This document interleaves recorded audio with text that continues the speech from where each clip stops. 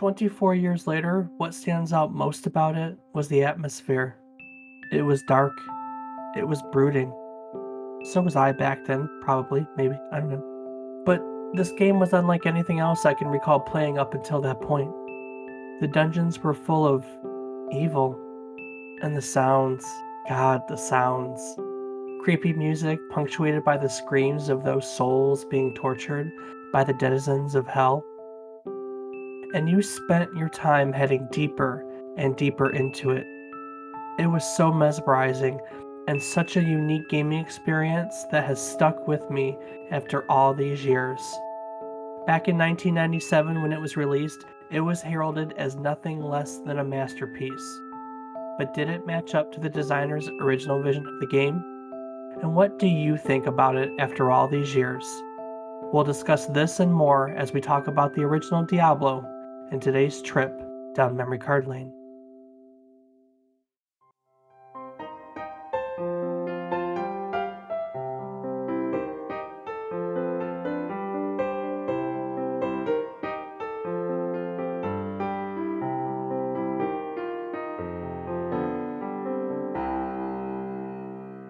Good morning, good afternoon, and good evening. I hope these words find you well.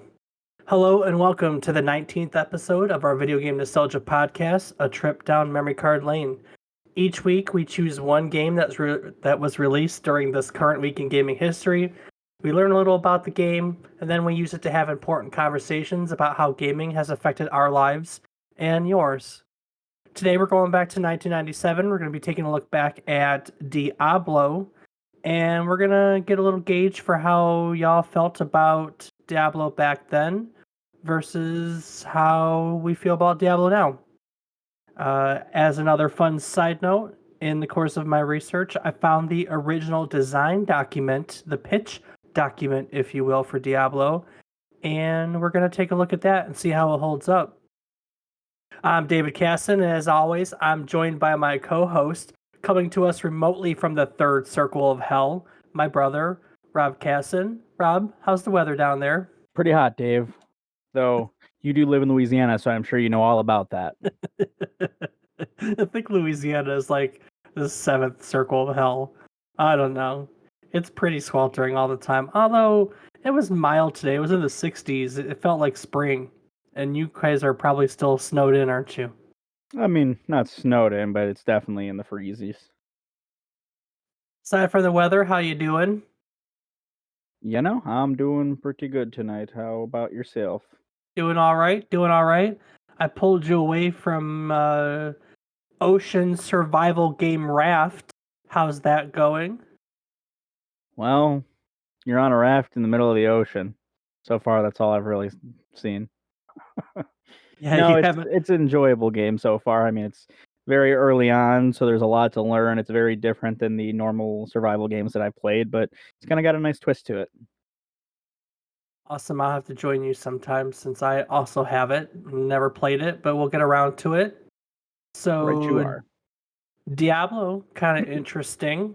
Yeah. Let's jump right into it. 1993, Rob. Where you weren't even born in 93. No. No, I was not. I'm old, but I'm not that old to have lost it. 1993.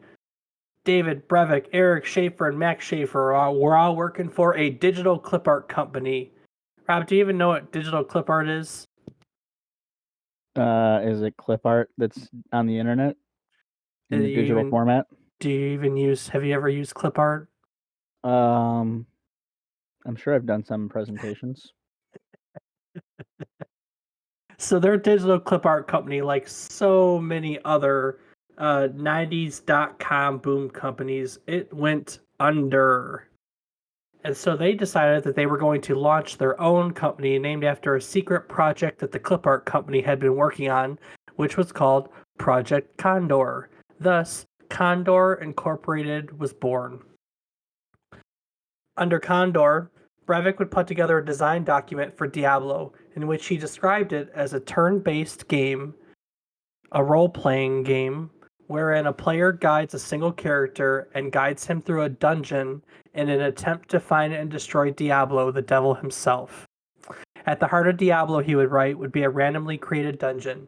Each time a level is entered, rooms, corridors, traps, treasures, monsters, and stairways will be randomly placed, providing a new gaming experience every time Diablo is played.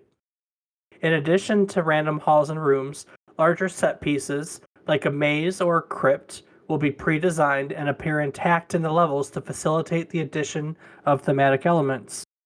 Deeper levels will contain progressively more difficult creatures, with the goal being to defeat Diablo, who resides deep in the dungeon. Sounds like a pretty cool game, huh? That it does. So, in the design document, it's written that expandability and replay value are the keys to Diablo's success. The randomly generated dungeon ensures that no two games would ever be the same. Not only that, but the design document lays out a marketing campaign that literally says there are two products here. Diablo, which of course we just described it stands on its own, and also its expansion packs. I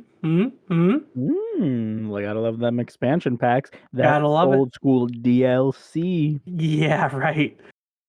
So its expansion packs would consist of one disc and maybe an information card in a small package. That disc would contain new elements that are directly installable into the Diablo game, such as new magical items, new creatures, traps, or new level graphics. Expansion discs? Yeah, expansion. Damn it. Expansion discs would be all different combinations of these items and different rarities. The document stated that they believe that these expansion discs should be priced around $4.95, which is $8.03 now, if you were wondering. And they would be placed near registers as point of purchase items. And it even suggested adding a collector type art card, which could represent a rare item in the pack to enhance the collectability of these packs. Okay? So if it wasn't obvious, the document actually calls out Magic the Gathering as providing some of the inspiration for marketing Diablo. You know, Magic the Gathering back in the mid 90s was huge. I played Magic the Gathering back then. It was right in that time that it was booming, that cards were selling for thousands of dollars, that, you know, everyone that was the fad back then. Did you ever play Magic the Gathering? I used to play almost daily with my roommates in college. Nice. Very nice. I'm pretty sure we played together and that was a stupid question. I actually don't know that we have. Yeah, I don't know that we have either. So I'd probably win. You probably, I don't know. Did you play Standard or Commander? Standard. Standard? Yep, never did Commander, although I do have a Commander deck that Mom got me. It's just my roommates in Denver, so when I lived in my bachelor pad with the others, they used to do weekly to Gathering games, and they were Commander games, so I have a Commander deck somewhere too. So if it wasn't, as the document stated, you know, it literally says, the tremendous success of Magic is testament to the willingness of players to continue to make small additional purchases to revitalize their existing games. And in the PC world, Diablo would have no other real competition in this respect. I mean, think about it. This is 1993. This is there is no widespread internet. I mean, it was there, but this is you know, it wasn't in every home at the time. It wasn't really a thing. So there's no Xbox Live or Steam or anything like that. This is you going to electronic boutique, and all the game boxes would be lined up on all the shelves, and whatever one was interesting to you, you'd grab and you'd take home. And here they're like, hey, we're going to put them next to gas station registers pretty much, and people are going to buy them $5 at a pop. It's honestly kind of genius. And I don't know. You know, here's the deal, right? We bitch and we moan and we whine about microtransactions nowadays, but the truth of the matter is even as early as 93, and maybe even sooner, you know, we may find that sooner as we delve more into history in more other episodes, they were already kind of designing, you know, thinking of ways they could get more money out of us, almost in a microtransaction setting. Does that make sense? No, absolutely it does. And I mean, we see that marketing strategy has worked for decades at this point. Hell yeah, it's worked. I mean, that is a microtransactions are a staple of the gaming industry. And we complain about it, but realistically it's our fault. They wouldn't do it if it wasn't a profitable way to develop a game. And it's like anything. If we buy, they'll do. We complain about games. Shit, we just went through the release of Cyberpunk, time and time again. We buy these games and we build the hype and we get so ready and in the back of our minds we know that this could happen. And here we are, we get another game release, it's buggy and it's shit. And we're going, ooh, what's going on? As if it's not a fucking cycle that we do all of the time. I mean, all the time, constantly. At least with that. I mean, let's be honest. There's some game releases that you can almost always count on. For instance, that when a first party Nintendo game releases, it's not going to be like that. You know what I mean? Not nowadays. You don't think so? I agree that nowadays that is the Oh, case. yeah, Sorry, true I enough. said that Yeah. weird. You did say that weird, you weirdo. So, Nowadays, that's correct. nowadays, that's correct. When was Yeah. Nintendo buggy? I mean, are we going to talk about 3D Mario? Uh, What was that device called? The Famicom? No, not Famicom. That's the Japanese. you mean the Virtual Boy? Virtual Boy. Thank you. The Virtual Boy wasn't buggy in the respect that it was a release. It was just I mean, I guess, yeah. there's just nothing special about it. It's like the Wii U. Wii U was a nice system that just didn't resonate with people. Like the Virtual Boy was ahead of its time in a lot of ways. Although not at the same time, because let's be honest, we were doing 3D wireframe way back in like the 70s. We just weren't making it first person to us, you know what I mean? So before moving on, I want to take another moment and note that in the original design documents, it stated that the world of Diablo would have a dark and evil tone, that initial levels would be set in an abandoned Gothic church, and then marble mausoleums, crypts, and catacombs would follow, leading all the way down to Diablo's opulent chambers. So kind of interesting. I gotta tell you, I love the history part of this. I started this podcast wanting to talk about the feelings and how we perceive games and how important they are to us. But I really love the history, and I don't do the history as much, although I have been lately because I love it. But I don't do it as much because I feel like there's 10,000 podcasts that are gaming history podcasts. But it's a damn shame because shit like this is fascinating.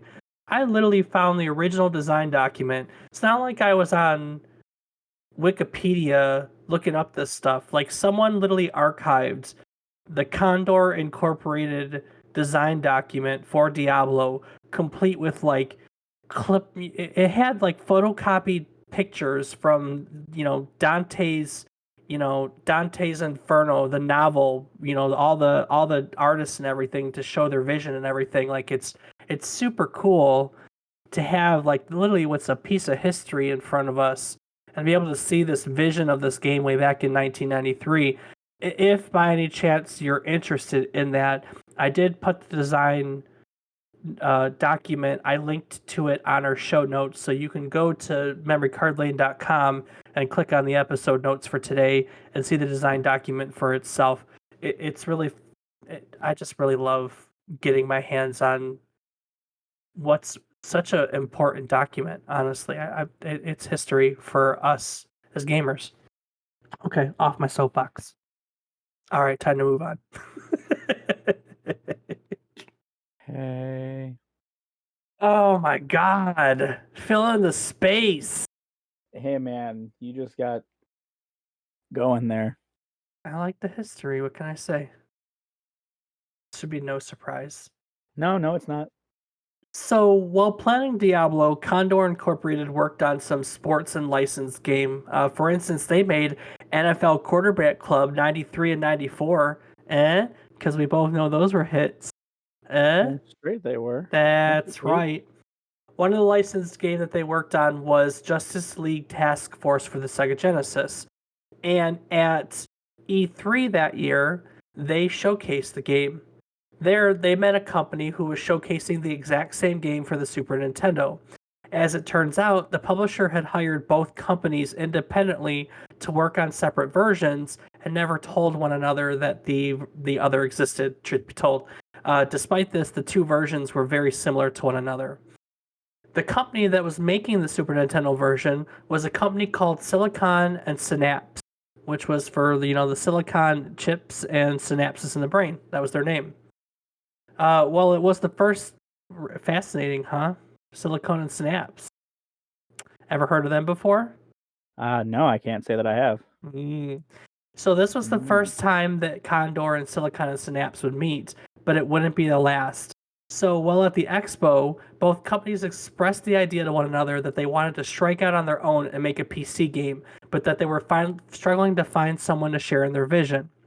Silicon and Synapse would be the first to go out on their own, and they would later rename themselves Blizzard Entertainment to go on to find success creating the Warcraft series.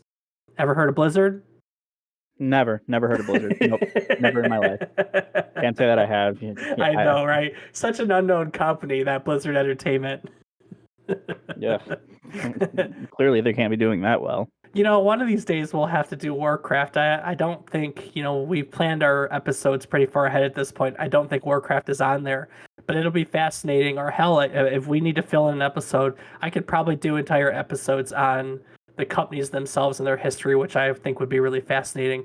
Again, that's the history part, though. We want to get the touchy-feelies. So they had success with the Warcraft series, and they came back and they heard Condor's pitch for Diablo.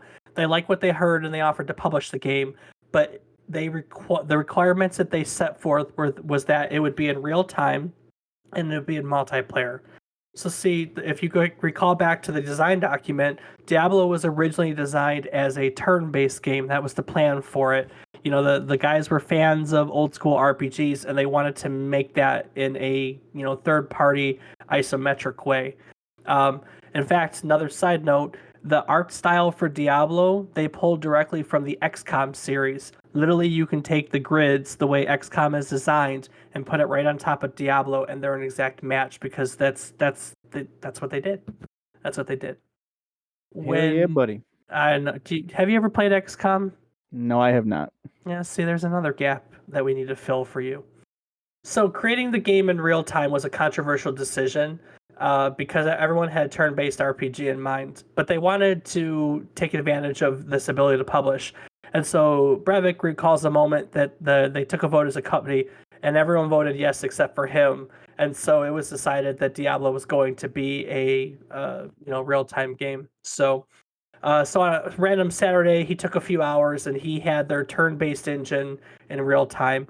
You can find a lot of interviews with David Brevik, and he'll talk a lot about where he recalls the moment that he clicked the mouse and he watched what was formerly a turn-based character walk across the room in real time, smash a skeleton, and he'll remember saying out loud, "Oh my God, that was awesome." And I guess it would be, right? If all you're used to is these games that have, click, move, click, turn, to be able to see it done in real time was probably really awesome. He called the moment that the action RPG was born, notes that it was an amazing moment and was lucky enough to be there.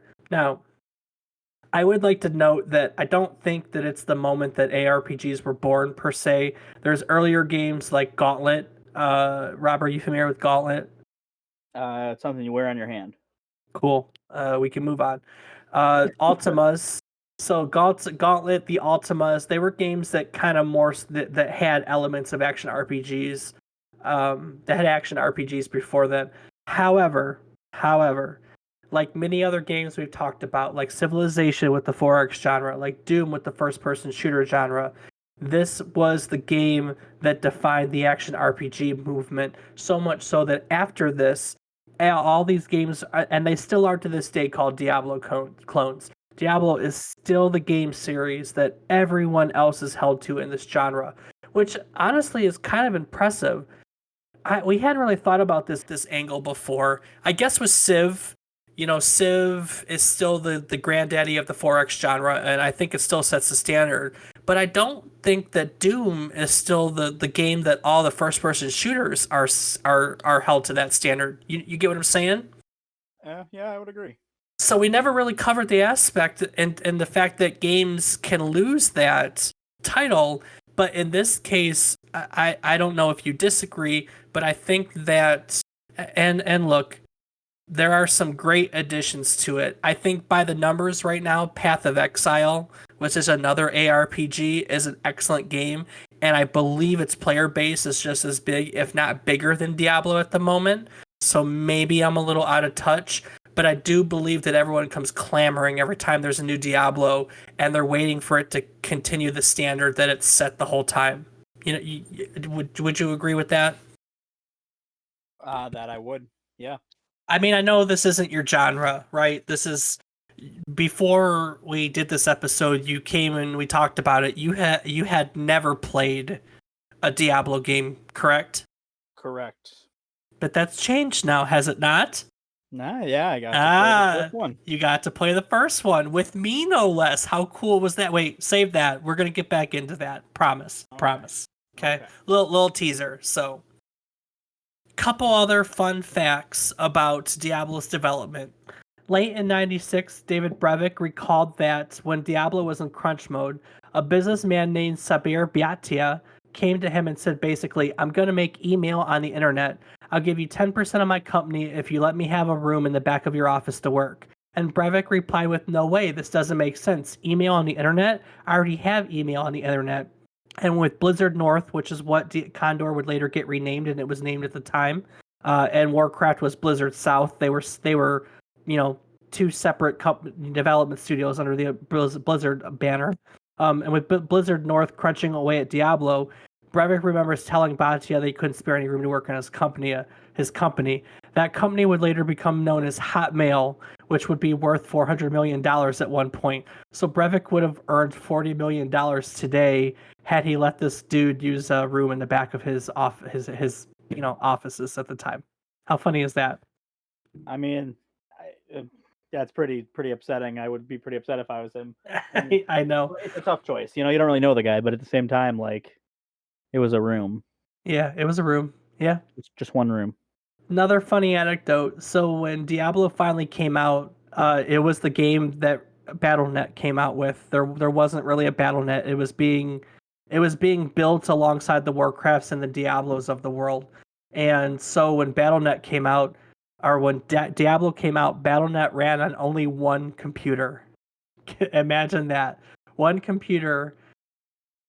So the way networking was set up back then, at least in terms of Diablo, is the connections were peer-to-peer. So all this computer had to do was help make the connections. And then once the connection was made, it handed everything off to the host computer, right? And so every game of Diablo ever, not ever, but in the beginning was hosted through one computer in the middle of Blizzard's offices somewhere. That was one important computer. Well, you know what else? It was one important computer, but you know what else is also only run on one computer? What's that? Rocket League servers. Like, actually, or is No, I mean, no. sure, it seems like it. I mean, I would not disagree. I would not believe that. Looking at you, Epic. Oh, but I had to get a goddamn jab in on those Rocket League servers, man. Hey, I'm gonna say, Tarkov is not much better at times. There have been times where I've waited 20 minutes to get into a game. So that's the development of Diablo, and that brings us to January 3rd, 97. Assumably January 3rd. The release date is really freaking muddy, I'm not even going to lie. Officially, Blizzard announced availability of Diablo on January 3rd, 97, so that's the official release date. Some West Coast retailers broke the street date, and so it was being sold on the West Coast as early as January 2nd. And Brevik recalls that there were some places selling it as early as December 31st, 1996. Because of all this muddy time and everything, it would be considered a 96 game. We're going to talk about it a little bit, but when it wins Game of the Year and everything, don't be confused when it's 96 and not 97. But officially, its release date is January 3rd, 97. I guess that's only 3 days in a 97. It's close enough, right? Yeah. It's good enough for government work. It's good enough for me. Close enough, yeah. So, like I alluded to a short while ago, you and I had an opportunity to play Diablo, right? Right. We played a few hours. It's not like we delve into it. I played a little bit more than you, but you joined me for a few hours. Yeah, absolutely. So let's talk about some of that. I want to hold some of the what we thought about it, but distinctly, right now specifically, how close? We just talked about the original Vision document. How close do you think it is to the original Vision? I think that it did a pretty good job just based on what I saw. I mean, I we did get to change the dungeon once, so I got to see that it actually does randomly generate, which is really cool, and it definitely had a changing layout, so there was different places where you would find different things and, you know, didn't get too deep into the game, so I can't speak to, like, getting down and defeating Diablo, but it definitely had a lot of changing things to it. It was definitely confusing at first. I definitely struggled trying to figure out, what to buy, how to heal. I'm Oh sure yeah, having the there's no documents in front of you would be easy, but no, it's not. There's no hand oh, holding. There's no hand holding in that game whatsoever. so It's even the still. instruction booklet didn't have any instructions I'm telling you what to do? I'm sure the instruction booklet did have things telling you what to do, but the learning curve of Diablo was notoriously a little steep. Now, with that being said, you and I kind of went about it more in a speed run type manner because I was trying to introduce as much of the game to you as I could in a short amount of time, you know? Mhm. And so like we didn't explore the story much. We didn't explore the village much. You were a magic based character, and I never took you to go see the witch, which is the person that sells all your spells and everything. For instance, Oh, that would have yeah, made it a lot easier. yeah, exactly. So yeah, we goofed around for a little bit. I for one would like to finish it. I don't know. I really enjoy the whole series, and it's kind of I hadn't gone back to the original in a long time. And the first thing you asked me when we were playing was, "Does this bring you back?" And the answer is, "Yeah, it did bring me back, and it's kind of fun." Now, with that being said, th- there are things about it that aren't, rose tinted glasses, right? We always talk about how we look at old games through modern lenses, and we definitely do that. And there's things that don't hold up, but we're gonna talk about that later on. Little teaser, right? Okie dokie. Okie dokie. But back to the topic is, I'm inclined to agree. I think that it stuck to the vision. Aside from going from turn-based to real time, everything else pretty much, and the expansion discs, they never did develop an expansion disc system like that. That went to the wayside. The turn-based went to the wayside. But literally everything else was about there, huh? It was. Awesome. So we're here in development, and it's January of '97, and the game has been released to the world. So how did people feel about it? Was it critically panned, or was it well received, Rob? I would just have to guess that it was critically panned. I just had that feeling. I just had that feeling. Great games always were crapped on. You think so? Nah, not really, but I just feel like that's the case in this situation. Well, let's look back at GameStop or GameSpot back in January of '97. The tagline for the GameSpot article is, "Diablo is the best game to come out in the past year, and you should own a copy." Period. Still sticking with it? Yeah, clearly they said it's crap. The article states that every now and then a game comes along that is so simple and addictive that it affects the way that video games are made forever. Games like SimCity, Populous, Dune 2, and Doom. Look at that. Look at that list. That's such a fucking good list, isn't it? If you've played them, sure.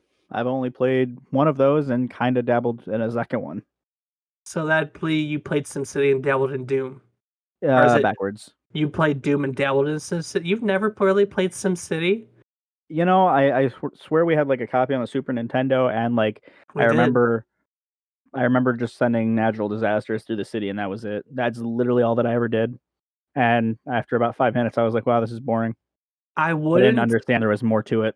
Oh yeah, well I wouldn't have expected you to play Dune 2. That is a game that we'll cover at some point. Dune 2 is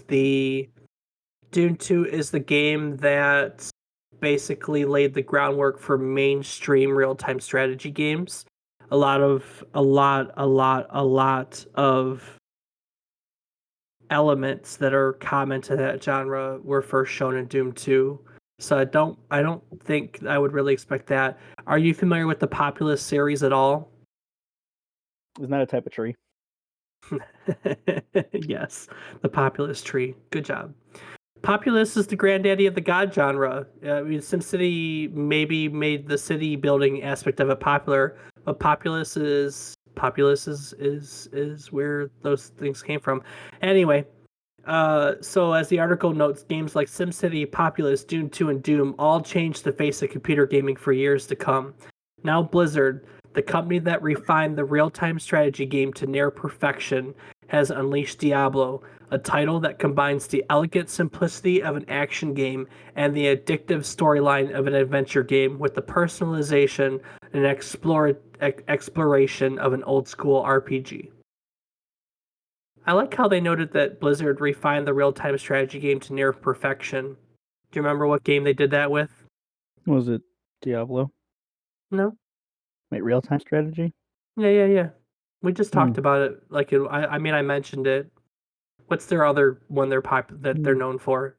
You know, was it SimCity? No, come on, Was it Populous? No, World of Warcraft. well, not World of Warcraft, but Warcraft, yes.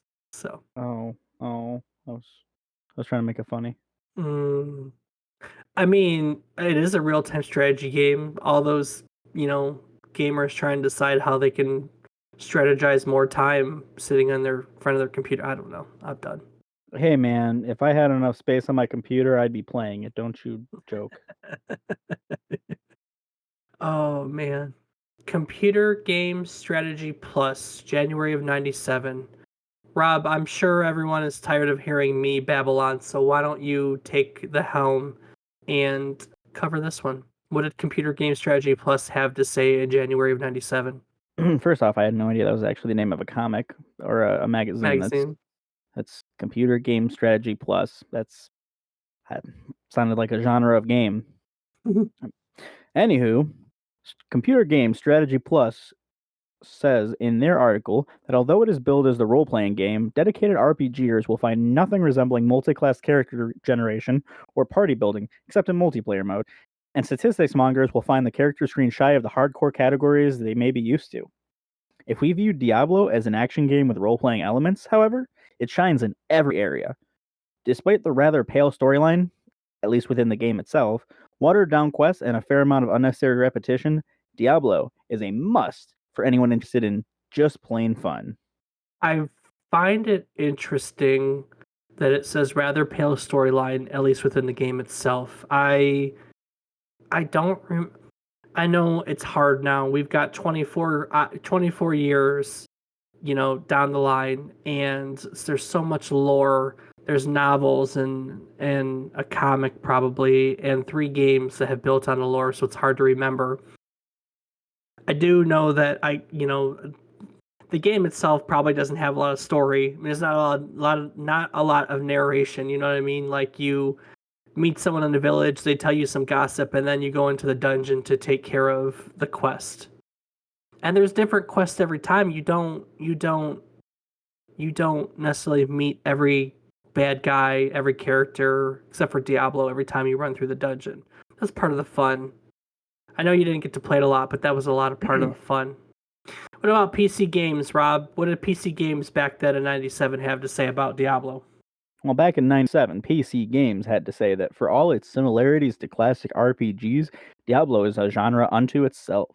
If you're looking for the classic RPG experience, you may be disappointed, but it's more likely that you'll be intrigued by what you find.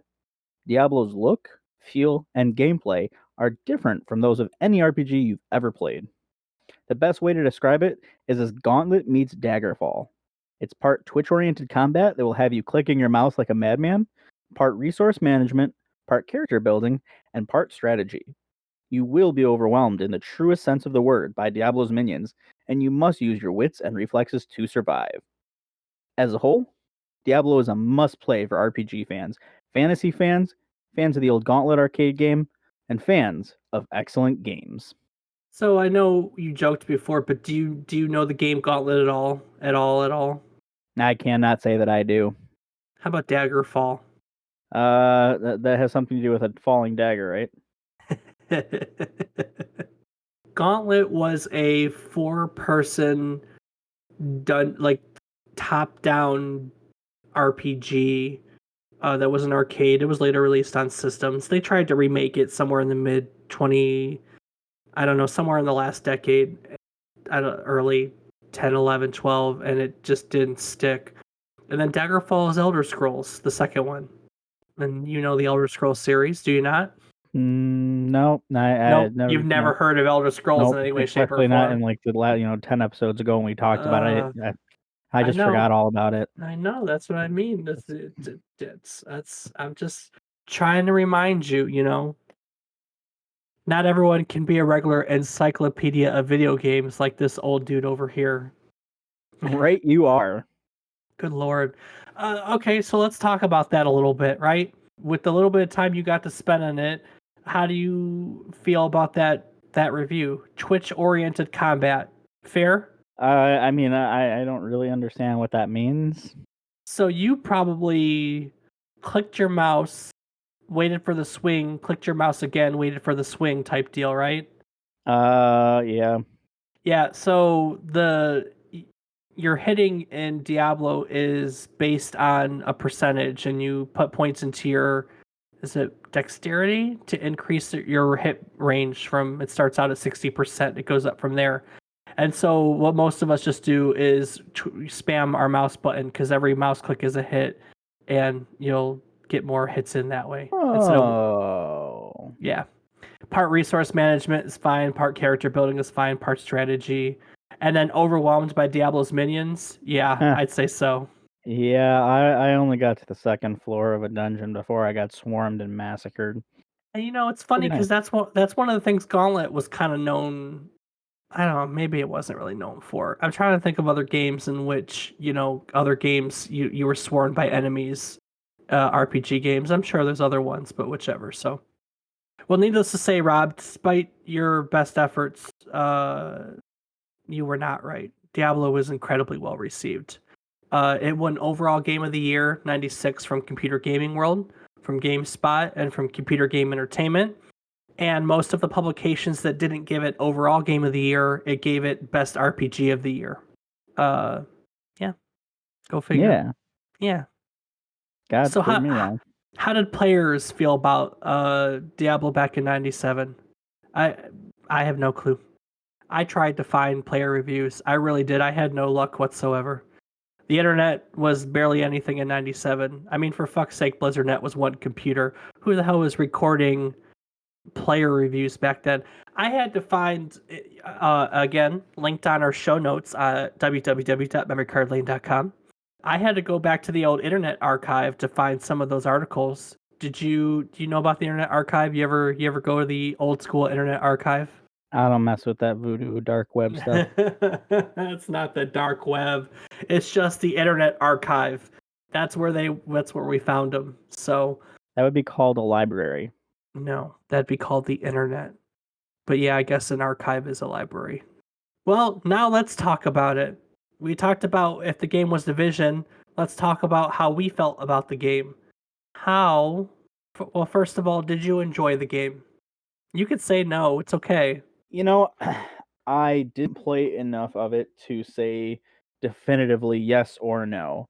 I mean, I will openly admit that I have started downloading third in the series, which will be different than the first. The But I third, intend on playing the first and then finding a copy of the second and doing the third kind of in a row because I kind of want to give it a chance.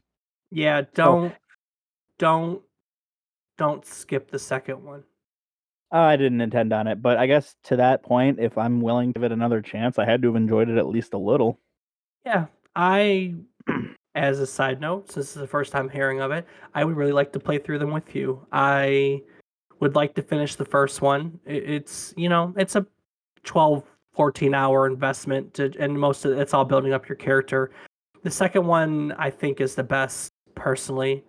I just love the second one. It's got so much lore and the speed is great, the characters are great, the everything is good.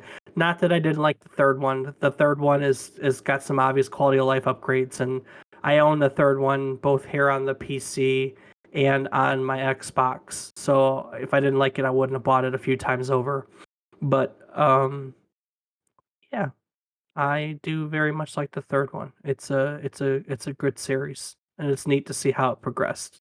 Okay, so graphics. Let's look back at 97. How graphics are kind of dated, huh? Yeah, it Yeah. was But difficult to wait. discern what I was looking at. So I I found Diablo for you. I found it for you. I found one of my old copies and found, they make it that they've updated it for modern. They've updated it for modern machines.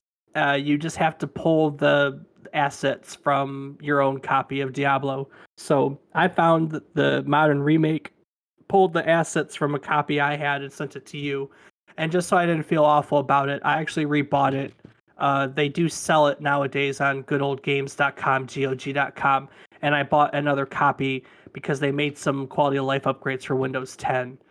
But that being said, the point I was making is when I first found it and was playing it, I thought that it reminded me a lot of, and not completely, but it was very reminiscent of RuneScape for me, and that's why I wanted to send it to you to see if you had any of the same feeling whatsoever. What do you think about that? I mean, when you put it in that term, being especially that I am actively playing the Scape of Rune, um, I I can know it. see I the know it doesn't graphics are have. very I can They're see like similar. the textures I can see are similar, although I will say that the 3D being early on, it was probably great, but it was very difficult for me to discern like different rooms and like what was a wall versus what was actually Oh still yeah, open. yeah, That yeah. made it difficult. I You have will that admit. you have that fixed perspective that RuneScape doesn't have that does make it very difficult. But I think that the graphics are similar. I know that there's no skill tree involved in the same respect, but RuneScape is very grindy, and that's what early Diablo was known for, was being grindy too. And so I didn't think that you were going to have a problem with the grind, truthfully. I didn't have a Uh, problem with the grind. The only reason there was a problem with the grind is that, I you didn't didn't really understand it. understand the Yeah. playing, so, like, I died a lot and lost my stuff, so, Yeah, that sucks. Yeah. yeah, I should be used Uh to that. Um, Here's the looking at you, speed, Tarkov. the speed of the game, it's slow. It's very slow. It's slow until you get ramrodded by 18,000 enemies, Yeah, but and even then even then it's slow. You get ramrodded by 1,000 enemies, but it's almost like everyone is moving in slow mo. Like they're hitting you and you're trying to move, and they interrupt your animation, and it just feels slow. That's all. I'm not saying I don't like it, but if we want to talk about how it holds up, let's be honest, it's kind of slow. So now, with that being said, I think that the atmosphere, I think that the art style, and I think that the music, the sound design in particular, hold up incredibly well. Incredibly well. I had forgotten how goddamn creepy Diablo was. Uh, for those of you that don't know the music, it's got this really dark, brooding music with people screaming because let's face it, you're finding your way down to hell. So you literally have torture souls screaming in your ear all the time, and I have forgot how freaking good that was. That's what I'm gonna say. I forgot how good that was. What do you think? It was definitely interesting and kind of shocking to hear because it starts out in the beginning, just a nice chord, Oh just yeah. repeating chord melodic, and you're like, oh, this is kind of enjoyable, and then it just keeps going, and it's like delving into madness. No, that's a good way to put it. Well, and you and I didn't even get to play far enough for the dungeons to start to reflect the to reflect you going down into hell. But the further down you get, the dungeons change too, and like hell itself, if I remember correctly, is like stacked flesh. It's like flesh walls. So it's really creepy, really creepy. You did not get to play. I know you didn't find him because I didn't find him when we were together, but the fucking Butcher. The Butcher is in every single Diablo game, and I stumbled onto the Butcher in the first one. God damn, is he still frightening. My God, the first time you hear him scream fresh meats, and you're not ready for it. You're not ready for it in any way, shape, or form. The first time you find him, it's pretty terrifying, to be honest with you. So for all the Butcher fans out there, represent. You know what I mean? Well, you don't know what I mean, but at Yeah, one nope, point, I'll take your word for it. yeah, you and I all stumble across the Butcher. I promise. There's no way we can't. So we're talking about Diablo in the now, and what I was able to do because in March of 2019 this was released, like I said, on GOG.com, and it's a version that was put in a DirectX wrapper and updated to play on Windows 10. So you could go on GOG right now. It's $10 if it's not on sale. Normal price is $10. It's absolutely worth it. You can go on GOG.com and you can play Diablo if you wanted to experience the first one. But a lot of people there, literally 160 some pages of reviews are found on GOG.com. So we've already talked about how we feel about Diablo, but how do you feel about Diablo right now? This first one by Hellborn Blight. Hellborn Blight writes, the first game in the series was always the most atmospheric and is a big part of why I enjoyed it so much. On the details of why I found it to be the better game, even to its much lauded predecessor, things like being able to use magic from non-magic classes, the focus on a few core stats for a much more straightforward experience, and also the greater degree of investment in the NPCs are a few of the reasons why. A great piece of history to give perspective on the genre for newbies, and an obvious trip down memory lane for the rest of us. I couldn't help myself when I saw him actually say trip down memory lane. A great game for all. Sorry, I had to put that plug in. Yeah, that's who Yeah. we are. Well, I will agree with him. I think the atmosphere in the first Diablo is awesome. In fact, I think out of all of them, it might be my favorite in terms of atmosphere. It may not be the best game, but the atmosphere is there's something so crude about it that makes that atmosphere a ton of fun. So, Rob, what else did our listeners have to say? Are the people out there have to say about Diablo? Well, another user on GOG by the name of Apathy Curve writes that installs and works fine on Windows 10, which is refreshing. I believe, however, they should have added one more loot item to the game: rose-colored glasses, so you can see the game the way it appears in your memory. Not that I didn't expect the graphics to be dated, but wow. I'm certainly not going to knock off a star for it. I regularly play ASCII roguelikes on a 4K gaming box, so graphics really are Ooh. irrelevant to gameplay for me. It's just a bit jarring. And one more thing that makes me feel like the old man I have become. Like when I look in the mirror in the morning and think, how did this happen? Well, I Rob. have an answer, bud. It's because you play ASCII roguelikes on a 4K gaming box. Oh my goodness. Ooh. I joke, I kid, but I mean, come on, that's what made you old. I do like that he's like, We should have added rose-colored glasses. We joke about that a lot on here. That it's really hard to look back at games and not imprint, the subsequent 20 years in gaming onto it. I think that's really hard, and we try every week to separate ourselves from all that additional gaming history. But let's be honest, it's kind of hard, huh? Absolutely. Well, not everybody felt the same way about the game. Not everyone who played it recently is in love with it. Chaotic here on a game, good old games wrote, it has painfully slow gameplay and controls horribly. Yes, people that give this game 5 stars are definitely wearing rose-tinted glasses of nostalgia. See, look at that. That guy made a direct reference to the last guy. That he did.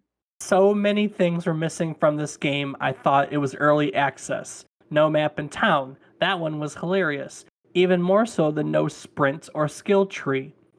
Diablo 1 is the boring sister with the personality of a brick wall that has 2 left feet that no guy wants to touch. Jesus Christ, that is oddly specific. D2, Diablo 2, is the interesting sister with personality, charm, and good looks that every guy wants to go out with. Well, there you go, Rob. Now you have a reason to look forward to Diablo 2 because it's the interesting sister with personality. Ooh. Why don't you take the next one? Because Chaotic definitely wasn't the only person who felt this way, huh? That you are right. So another user on GOG Good Old Games named Seb12Yo, probably Seb 12-year-old. Yeah. But Seb12Yo writes, I'm 100% sure this game was absolutely awesome when you played it in your room at night in 1996 to 2000 on a 15-inch CRT screen. We're living in 2019 now, and I can't force myself to play this.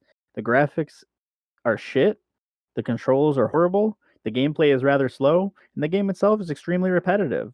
There's nothing really happening in Diablo 1, it's just a well-made but blatant dungeon crawler. You slay monsters, use a portal back to town, buy new stuff, go back, and slay again. If you want to play it for the sake of playing the first Diablo game, go for it. Don't expect having a blast. I'd rather recommend playing Diablo and Torchlight 1 and 2. You know, I don't know how I feel about this one. It's a well-made but blatant dungeon crawler. Does this dude not understand that we didn't have dungeon crawlers back then?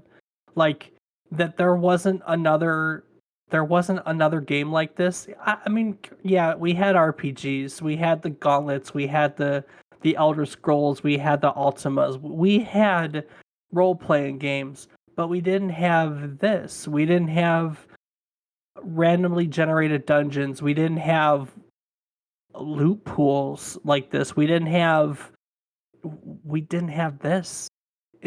It's easy to look at it now and say it sucks. Yeah, Diablo 2 is awesome. Torchlight 1 and 2 are really great alternatives. Not so sure about the third one, but 1 and 2 are great alternatives to it. And hell, we talked about Path of Exile in the beginning. There's a lot of alternatives, but back in 1997, there was nothing that could stand alongside this game. It was the dungeon crawler. Period. End stop. End of transmission. Do not pass go. Don't click $200. They're. That's where I struggle with modern reviews because I don't know. And I guess he's right because in 2019 he's comparing it to the whole genre, but I think that's a little not fair. I don't know. All right, off my soapbox. You afraid to chime in after that one, huh? Yeah, no, I'm just letting you do your thing. When are we going to find something that you get angry about? That's the thing, man. You just don't get angry. My Not secret. Mr. Hulk over here. I'm always angry. All right. We like to talk about how this game has affected our lives, the lives of others, gaming, just every game that we talk about has to have some relevance, right? So let's talk about the legacy of Diablo. Rob, to you, what does Diablo mean to gamers, to the game genre, to what is Diablo's legacy? Well, as we discussed earlier, it was the creation of the ARPG genre. Kinda. I mean, yeah. It was the defining moment for the Well, genre. yeah, I'll the give you that defining. one. Yeah, well, I'll give you that one. it's remembered for loot, loot, more loot, You lots of know, loot, when loot, we did loot, yes, when we did loot. Borderlands, we talked about Borderlands, right? Because Borderlands is another one of those loot-based games. Yeah, Fun fact: we talked about Borderlands in the respect that it's one of the few games my wife will actually play. The other one that she'll play are Diablo. Those are it. Those are your two, Diablo and Borderlands, because she's a little loot fiend and loves stealing loot from me and cackles. Man, does she cackle like she's a freaking witch or something. It's kind of creepy, honestly. But I do think this is one of the early games that loot was, and it got better in Diablo 2, but you had unique loot and special loot, and I don't know. I think that was a lot of fun. What about the fandom? You know, people. We have Diablo Immortals in development right now. We have Diablo 4 announced recently. Rob, people are still clamoring for a new Diablo, are they not? absolutely they are. I mean, Doom 4, everyone freaks out. Diablo 4. Yeah, Diablo 4, everyone freaks out. Well, Sorry, Diablo I read through the 3, section. yeah, I know. Diablo 3 sold in its first 3 years over 30 million copies. 30, and now 30 million and one, because you said you found Diablo 3. So, uh, 30 million copies. I can't even wrap my head around that number. It had, uh, I didn't note this down, but if I remember correctly, it's 30 million copies, and it's something like 14.3, point 4, point 5 million unique users. Um, that's just that's such an amazing fucking number. 30 million copies of Diablo 3. I mean, ugh, that's a lot of people that play Diablo 3. That it is. Well, It's a Rob, lot. Hmm. so we got to the defining moment of the action RPG genre.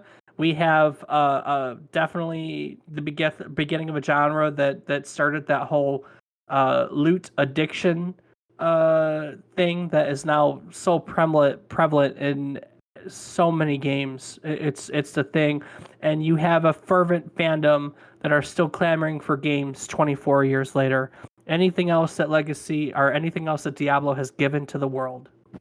I myself can't think of anything, but Hmm? I'll ask yourself the same question. What do you think? Is there No, anything we've missed? I don't think so. Those are it. Those are the things. I think it's an excellent game that still gives, honestly, and it's something that doesn't get old. There aren't a lot of games that you can say that about. There are still a people that are. I mean, literally with this game on GOG, people are still playing it.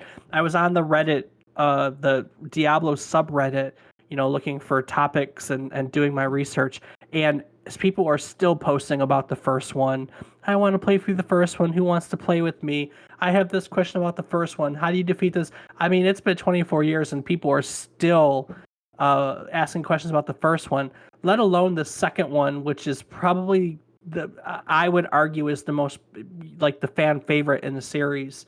That still has a very fervent base, and then the third one right now, which they're still doing stuff with. God, when did the third one come out? I don't know, but it's been a while. Well, before we move on, Robert, anything else you would like to add about Diablo? Hmm. You know, uh, nope. I think I'm good, Dave. Well, let's move on to the gaming question of the week that was inspired by the devil himself, Diablo. Rob, who is your favorite villain from a video game and why? Wow, that is a toughin'. I know. Isn't it such a damn good question? Hmm. Well, why don't you tell me yours first, Dave? Von, Far Cry 3. I fucking love that guy. He is psychotic. He is just the embodiment of pure evil in a lot of ways, and the shit that your character has to go through in that game it's great. In fact, I would argue, even still, I think the Far Cry series has absolutely some of the best villains. They're real people with unfortunately real, you know, despotic ruler reality, but real motivations, sick and twisted motivations, but real motivations. I think the Far Cry villains are the best. Did you play Far Cry 3 at all? I have not, no. Gotcha. Have you played a Far Cry at all? Nope, sure haven't. Damn, kid. So many gaps. Yeah, that there are. You'd really like Far Cry, I think. You like first person shooters. And Far Cry is I think it's a solid first person shooter. I think you'd really enjoy it. You should join us sometime. I've been playing through the fifth one with my bestie. So so fun. What you got? Anything come to mind? You know, trying to think of it. And I'm trying to think like if it's because of the character, if it's because of like the the story, just the fight itself, things of that nature. And I mean, it can go either way. I like Vaughn. I think he's a damn good villain. If we were gonna take this question from the angle of who's your favorite villain that you fucking hate, it would probably be a different answer. One I don't have off the top of my head, but know that you can take it from any angle that you want. I'm not gonna hold you to one or the other. you know, the one that comes to mind, I think, because it's because I played the game more recently, or it's one that I have more hours into. I would say that one of my favorites would have to be a character from Dark Souls, Yeah. the Nameless King. So Dark Souls, the Nameless King. It's a very fun fight, and it was one of the ones that you don't have to do. It's an optional fight. It was just a lot of fun. It definitely took me a long time to learn how to beat it, but I remember being the first time ever beating it solo. I was so excited, and it still to this day, it's one of my favorite fights in the game. Nameless King, Dark Souls. Good answer. I will take it. I really like that question. I think it plays right into the Diablo. Because Diablo is a villain. Diablo is a great villain. You To know, absolutely, I would agree, and I do think that a close second would have to be, a little call ahead we're gonna do would be Virgil from the Devil May Cry series. So, is Virgil? I wrote the episode specifically about the reboot. Is Virgil in that? Because I know it's a parallel universe. I'm not as familiar with. I'm gonna try to tackle some of it before we talk about it. But is Virgil in that alternate universe? yeah, so Dante and Virgil are in it. It's very different than the traditional original Yep. Devil May Cry, so it's definitely one that you have to play to understand the difference. Gotcha. Well, with that being said, I want to take a little bit of time to talk about what we've been working on. So we just came off of Christmas break, and though we didn't take a break from the podcast, we did do shorter episodes, and we did have some time off work. And one thing that I've spent some time doing is planning and laying the groundwork for pretty much the whole year, huh? That we did. One of the things that we've been doing that I realized is that we've been encouraging you to share your memories, but on what? I mean, there's literally tens of thousands, well, millions of games now, and you're just gonna tell us anything? It doesn't really work. So we have a schedule. We know what games we're going to be talking about, and that should give you all an opportunity to share a little, at least a little bit more pointed. It should help you know what you're contributing to. Just to kind of give you an idea, in this exact order, our episodes are going to cover the Devil May Cry reboot, River City Ransom, Duke Nukem 3D, The Sims, Mario Party, Contra, Silent Hill, Ninja Gaiden, Journey, Descent, and the original Resident Evil. And that's just through March. We have some interesting episodes scattered in after that. I'm going to be doing one on Space War, the first commercial arcade console, Nürburgring 1, the first person racing game, I'm going to be looking at a history of advertising games and a history of massively multiplayer racing games. So there's some really fun topics that I'm honestly looking forward to bring to all of you. Robert, there are some topics that we planned that you're excited for. As I just mentioned, Devil May Cry is one of my favorite game series, so definitely looking forward to that one as Even though it's the well. reboot one. Even though it is the reboot, I did Mm. enjoy the game still as a new Devil May Cry. It definitely didn't have the same charm and appeal as the older ones, but at its core, it was still a Devil May Cry. Towards the end of the year, we got Pokemon. I know you're excited for that. Abso-freaking-lutely. And at one point, we're going to talk about Rocket League, which is our community addiction. So we're going to have some fun. Probably invite our Rocket League buddies to tell some good stories about Rocket League, eh? Oh yeah, that'll be a good old time. Right there at episode 50 for our golden anniversary, we're going to be doing Chrono Trigger, which is a fucking classic. Not even going to lie. That should be exciting. Man, there's just a lot of great titles we're going to be doing from now to the end of the year. I'm going to work on a portion of our website that's going to be a calendar of upcoming events. It's going to have the games clustered by month, and there you'll kind of be able to go and look and see what we're going to be doing topics on. So, like I said, the hope is that you'll know what to get involved with. Where we have email, you can email memories to. We have our Discord you can join. We have a submittable form on our website that you could go on and just fill in. You could hit me up on Twitter. There are a lot of ways you could share your stories, but the one thing is if you never knew what the hell I was going to talk about, how the hell could I expect you to share anything with me? You know what I mean? Absolutely. That very good So point. I got my shit together and got organized, and now we know everything. And the other cool part about that is I've had some people express interest in wanting to join us for our podcast, but again, because we were fly of our pants, flying by on the seat of our pants, we never really knew who to invite for what. And I'm going to be scheduling guests throughout the year too. So you're going to be able to hear people that aren't me ramble on, or maybe they won't ramble. It's probably just me that rambles, but I'm sure that you're all really tired of hearing me talk constantly. I know my wife is, for instance, so I hear that all the time. But anyway, it'll be nice to hear some other voices in the gaming community join us. You know what I mean? Right you are, Dave. Right you are. Anything else you want to add related to the planning that we've been doing? Thanks, Dave. You're doing a great job. So on that note, I took some time and fixed our Patreon. We've vaguely talked about it, but I haven't really ever pushed it because I didn't do anything with it. That's on me. I was behind on everything. I got rid of the clutter.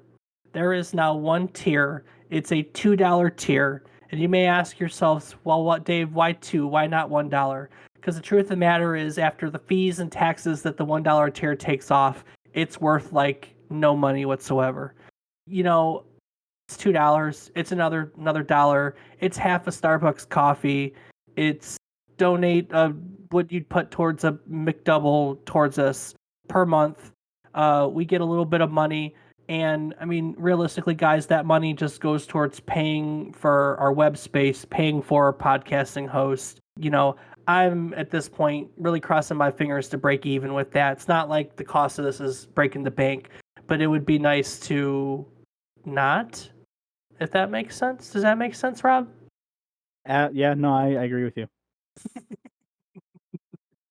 Aside from, only having a $2 tier, I have weekly community posts. They come out the week before for patrons, and then the day of the podcast, since there's no point in them being private anymore, they'll be released to the public. So, and we'll talk about them. So basically, we have patron-only community polls related to each episode, and I've scattered some behind-the-scenes posts too. So there will actually be content on our Patreon. Though, truthfully, I wouldn't put a lot of emphasis on the content there. My one ask is if you like listening to us and you want to help support us, you go and you pledge the $2 tier, That's really it. Help support the community. One thing I was debating, I don't know if there's any interest for it, but I have debated toss the idea around of posting unedited episodes exclusively for our patrons, so you could hear us in all of our stupid raw glory before I decide to cut all the shit that I say that makes me sound like I have no idea what I'm talking about. I figure y'all might have a little bit of an interest in that. If so, let me know. Shoot me an email, visit our website, hit the comment box, hit me up make a comment on Patreon, make a comment on our Discord. If you want to hear, unedited, let me know. At the very least, I will be posting the podcast episodes. Usually, I'm finished editing with them by the prior afternoon. Once I'm finished editing them, I will be putting them up early on Patreon before they go live on the RSS feeds the following day. So that's my plan with Patreon. Go visit our Patreon. There's a link to it on our website. Pledge $2, support us. There's a reason to do it finally. So, anything you want to add to that? Yay! We're on give us your McDoubles. We're hungry too. McDouble. Yeah, we're hungry too. We're on Facebook finally. Took me, 4 months to do it, but I finally published and made our Facebook page live. So now we're on the cesspool that is known as Facebook. So you can find us there, find links to our episodes, and make nasty comments like most people do on Facebook if you want to. Right? Right. Where else can people find us, Rob? Rob, you still there? Dave. Jesus Christ. We can be found at, as Dave has mentioned several times throughout today's episode, memorycardlane.com. There, you may also find current features such as show notes, biographies of Dave and I, if I ever get around to writing mine. 4 months in and I still haven't. I am the better procrastinator of the family. That's right. I will say that. You can also find old episodes, as well as Dave had mentioned, some upcoming features, like that calendar that he said he would put up there. Yep, I'll get to it. I'm ahead on a lot of stuff, so I'm going to have some time to do it. What else? You can also find links to our social media on memorycardlane.com. You can find a direct link to me on Twitter, where I post as David_is_wrong, where I mostly post Rocket League. Not gonna lie, it's pretty much all Rocket League related. Rob, what are you doing on social media these days? Well, I can be found streaming games on twitch.tv/FATBOIRIPZ. I plan on streaming some of these games with Dave here, especially starting with the Diablo series. So, if that's something you're interested, hit that follow button, get some notifications, and look out for when we plan on playing. There's not really any rhyme or reason to when it's going to happen. It's just kind of when we both feel like it. So you never know. Just tune on in. What are you streaming lately? Lately has been a little bit of Tarkov and a little bit of Rainbow Six Siege because, I like my shooters. Definitely love my shooters. So it'll be nice to get a break away from those. Goddamn glutton for punishment. Oh, right you are. That's why we play Rocket League. Well, I think that'll about do it for today's episode. We're going to hell in a handbasket. Before I wrap it up, Rob, would you like to add anything? As I say every week, thank you all so much for listening. We'd be here without you, but it makes a hell of a lot more fun when you're here. So hope you're enjoying what you're hearing, and let us know. We love to hear from you. Give us those hellos, those hey, you guys sucks. Anything. Just interact with us. It's more fun. Right on, right on. Well, folks, next week we're going to be looking back, as we said, at 2013's reboot of the Devil May Cry series, DMC Devil May Cry, or as I like to call it, the emo Devil May Cry game. Is that very fair? Accurate way of calling it. Yes, that is a great description. Aside from looking at how it was received and how we feel about it, I plan on asking some hard-hitting, pertinent questions like, was it necessary? And was it worth it? What do you think? Rob, do you think it was necessary? We'll save that for next week. Yeah. If you want to join, make sure to send in your opinions on memorycardlane.com for a chance to have your opinion featured. And then be sure to join us again next week as we continue to take on demons. Because, hey, 2 weeks in a row of demons, we got a theme going on here. But join us again next week as we continue to take another trip down memory card lane. Da da da ba ba da da ba ba ba boo